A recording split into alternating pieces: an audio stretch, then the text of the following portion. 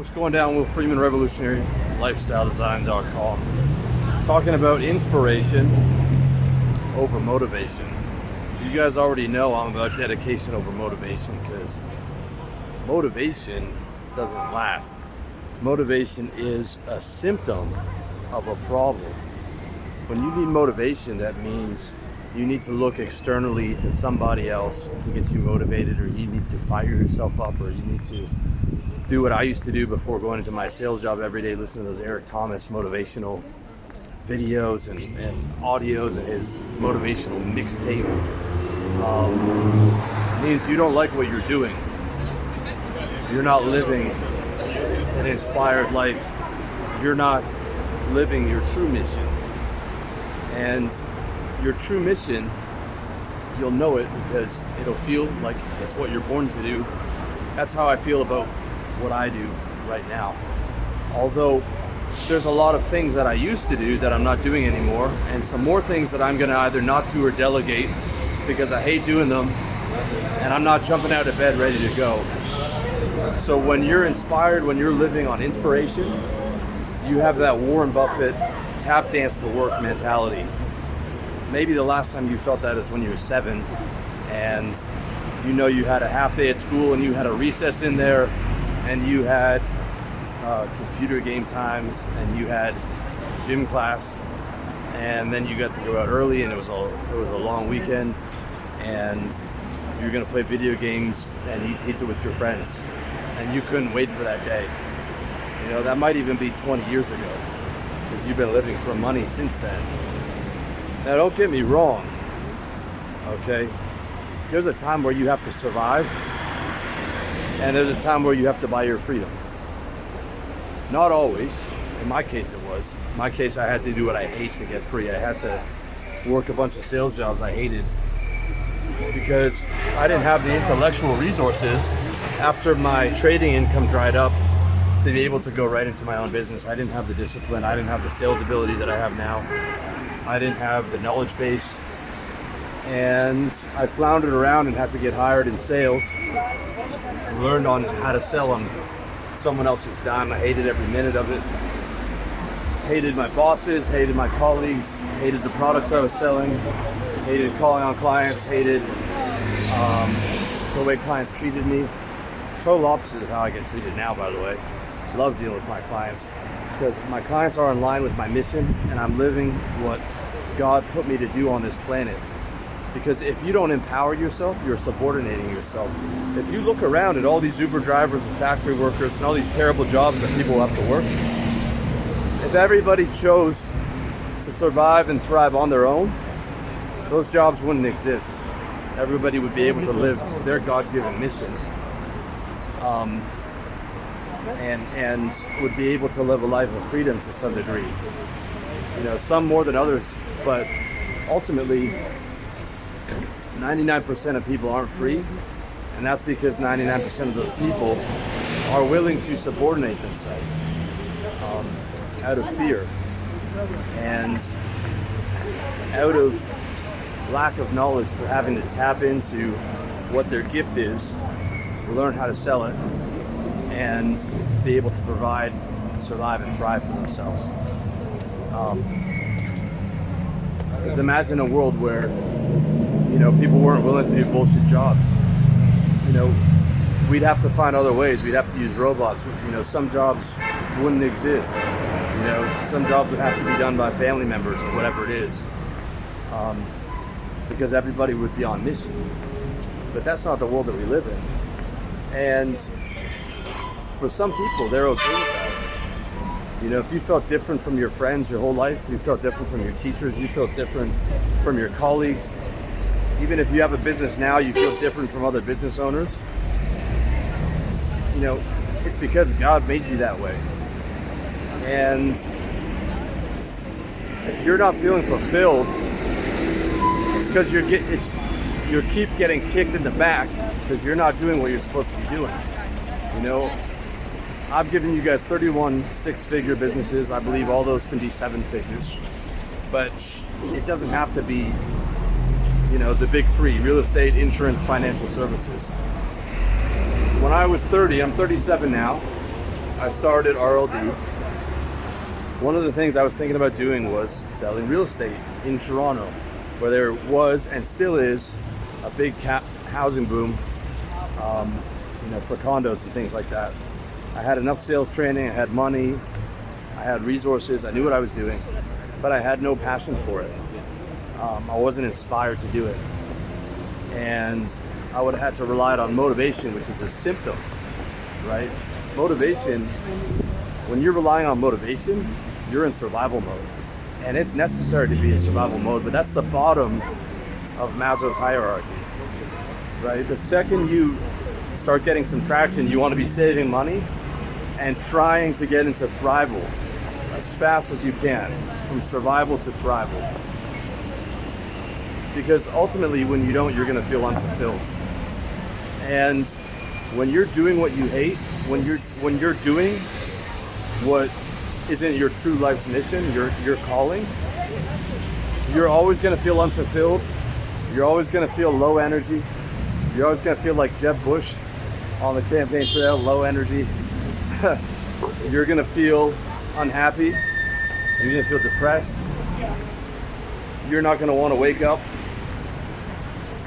And even if you're on the right mission now, but you're hitting snooze 1 week, 2 weeks, 3 weeks, 3 months in a row, it's because something you're doing or multiple things that you're doing are not inspiring you. And they're not what you're supposed to be doing. It's okay, you're not on mission. And you're doing what you hate, and there will be emotional leakage for that. You'll go into distractions, food, sex, drugs, porn, cheating on your girlfriend, whatever that may be. There is emotional leakage for doing what you hate, which is why the only time you should be doing what you hate and fucking relying on motivation is in survival mode, to buy you freedom, to stack your cash, making financial freedom a priority, so you can get into thrival mode as quick as possible. And this applies to you if you have a 7-figure business right now, but you're not excited to wake up. And you're not excited to wake up because you're doing too much of what you don't like, and you're living other people's values, not yours. I should do this, I need to do this, I can't delegate this. Instead of, hey, these things actually aren't my values, these things that I hate, so I'm either going to delegate them or not do them. There's some accounting that I just don't do anymore, because ultimately I just look at my numbers every month and see how I did. Sandow handles most of that for me. A lot of other businesses would have robust accounting systems, and I had all kinds of tasks lined up for that, but it doesn't fucking matter. I'm saving a ton of money. I've been living in Asia and Eastern Europe. I don't spend all that much. I just go and check in how much I saved each month. Because ultimately, I wasn't doing those tasks. Those were someone else's tasks of what I thought I should be doing. And they weren't valuable to me. Subconsciously, you know what's valuable to you and what's not.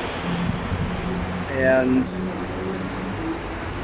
when you're doing things that aren't valuable to you and aren't inspired, you rely on motivation, you go into survival mode, you suffer emotional leakages that you pay for in some other area of your life, without a doubt, okay? I know this from constantly doing this myself, and you pay the price. So what that means is, if you're looking to start your own business, and you're looking at my list of 31 6-figure businesses, and none of them appeal to you, maybe your business is teaching salsa dancing, or something else that you're inspired by, that you're inspired to do every day. And I know that you can make 6 figures doing pretty much any service. Now, your ceiling's not going to be as high as insurance or financial services or real estate, but you can make a 1% living off any service. I truly believe that. It's just a question of locking down the right offer, and delegating what you don't want to do. Now, don't think that I've changed my opinion. I still hate having employees. I would much rather prefer to use someone else's business system. Okay, I pay for 15 business systems a month, you know, from SoundCloud to SmarterQ to all these different platforms that handle things for me. So someone else is in charge of the employees. I don't hear about who's getting fired or quitting or managing personalities. It's just fucking done. I much prefer that to having employees, but I mean, you can structure your deal the way you want to do. And if you're truly stuck with all these low priority tasks that you don't want to delegate, consider the option of just not doing them. Because ultimately, your instincts are telling you that these aren't valuable to you. The tasks that are going to be valuable to you are the ones that you enjoy doing. Okay, like I like doing videos, I like doing coaching, and the tasks that make you a lot of money. Stuff like closing deals.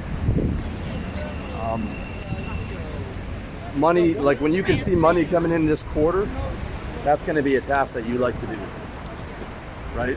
If you're running a business like one of my clients is, 50 employees, right? His job is to lock down a new financing deal every quarter and then push that money into the business as quick as possible. And if there's some chaos and if some things have to get delegated and some other things aren't done as well as he could do them, or some things are dropped down to the priority number 20, it's not a big deal because the money's coming in and then the money's going pushed through the business, and you know, they're getting crazy growth every quarter. That's the most important thing. And then everybody's getting inspired because they're seeing that company getting those wins in. So if you remember a video I did a while back, the secret for having high energy outside of the normal just diet and sleep and everything, but more important than that for energy is passion plus progress. So doing something that you're passionate about, that you're inspired about, that you don't need to rely on external motivation to get you fucking geared up and then crash down the next day. And progress on that mission. So the more passionate you are about something and the faster you progress, the more energy you're gonna have. That's where you can work 13 hours a day and it doesn't feel like work. Like if you watch Gary V's videos, the reason those guys have so much energy is because they really love what they do, and they've got an army of, I won't say slaves, an army of people to do the bitch work that they don't want to do. So the job is doing social media stuff and then telling people what to do. That's fun. Doing the technical work for the website yourself and entering all that fucking bullshit, you're tapping out after half an hour of that if you're not passionate about it. So that's super important. Finding something that you're inspired by, recognizing that motivation is a symptom. And you know, I've got to give credit where credit's due. Check out this guy, Dr. John Demartini. Read his books, The Value Factors and The Breakthrough Experience. You know, full of just gems, man. And you know, find what inspires you. Life's too short. Now, don't get me wrong, I haven't changed my value and my message of having money as priority number 2. It's not everyone's second priority, but it's my opinion that if it's not, they haven't been smacked by money problems enough. But be willing to sacrifice some money in the short term to do what you love, because over the long term, you'll make more money doing that. Like I'm gonna make more money doing RLD over the course of a lifetime than I ever would have done selling real estate. Because I love this, and I would have hated selling real estate. And it's the same way when you look at any of these billionaires. They all say the same thing. They're obsessed with what they do, right? Extremely focused and love what they do. So it's focus plus loving what you do. That's how Bill Gates and Warren Buffett are able to work 13 hours a day. That's why Warren Buffett says he tap dances to work, because he loves what he's doing, right? Very hard to do 13 hours a day of what you hate unless someone's whipping your back, and then you pay for that with emotional leakages. You pay for doing what you hate. You also pay for forcing other people or manipulating other people to do what they hate. You know, karma has a funny way of coming back to you when you make other people suffer knowingly. I've seen this time and time again. So, find what inspires you, man. Life's too short not to live with inspiration. When you're inspired, you're going to be able to be dedicated, which is being at it through the long haul. Make financial freedom one of your top 3 values, because otherwise you're just going to be getting smoked by money problems your whole life. Like, everybody wants money, but most people's values are about consumables. They're about the deliverables. They're about the cars and the girls and whatever. But that's not the reality of the lifestyle of somebody who gets wealthy. So you have to value the savings and the freedom as the real carrot, not the toys. The best thing you can buy is financial security. And the best way to do that, to get financially secure, is to create a vehicle for yourself, a service that you love, that inspires you.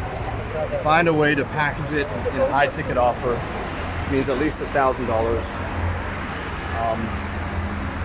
If you can do that, you close 8 clients a month, that's 6 figures. Same thing if you're already doing, 7 figures, but you're hating a lot of what you do. Like, what can you delegate and what can you just not do? Because life's too short to hate being alive. And this is as big a problem for guys who make a lot of money as it is for guys who don't have money. I mean, you look around on the subway, does anybody fucking look happy? The only people that look happy are little kids, because they're doing fun things. They're doing what they want to do. And if you want to know the exact definition of what inspires you and how to know you're being inspired and what could potentially be your life's mission, look at the things that no one has to force you to do. Not only that, look at the things that you can't pull yourself away from. Okay? To give you some examples from my life, when I was younger, it was at various times soccer, guitar, trading, women, online chess, partying, this business, and many other things. But this, when I found this, I knew it was my mission. I knew this was what I was meant to do. I knew that this was the best use of the genius that I feel that I possess in this area. I wasn't going to be a pro soccer player. I wasn't going to be a pro athlete. I wasn't going to be a pro guitar player. But I found the next best thing. And somewhere where my skill set is much more solid. And that's what you want. It's not going to be for everyone. 99% of people aren't going to do the work, aren't going to find the vehicle, aren't going to get their minds right to be able to find what they're inspired by and push hard to get it done. But to me, if you want to be fulfilled, you want to have the life that you want, it's not all just about money. Money's very important, financial freedom is important, but so is mental health. Your health has to come first. That's the one thing that's changed on my site in the last 7 years. Health before wealth. Mental health included in that. And you want to be excited. Find what inspires you. Find something that you already love. Chances are you're going to have a high skill set with it already. Or if you're already doing what you love, but you're frustrated, you're not excited to get up, delegate or stop doing a bunch of shit. And you're going to see massive results in your life. Also, check out this guy, John Demartini. And if you need help with this stuff, revolutionarylifestylezone.com/coaching. Much love.